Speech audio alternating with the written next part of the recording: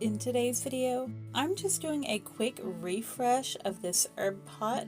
Last year it had both sage and thyme in it. Typically you'd expect both to come back, and they were alive until about February.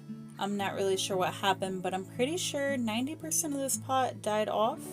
So enjoy a peaceful video of me cutting back my sage, replanting it, cutting back the thyme, pulling out the dead plants, and encouraging propagation among the one plant that is for sure alive. You're going to see captions throughout this process, but for the most part this is just a visual video of me resetting this pot for 2025.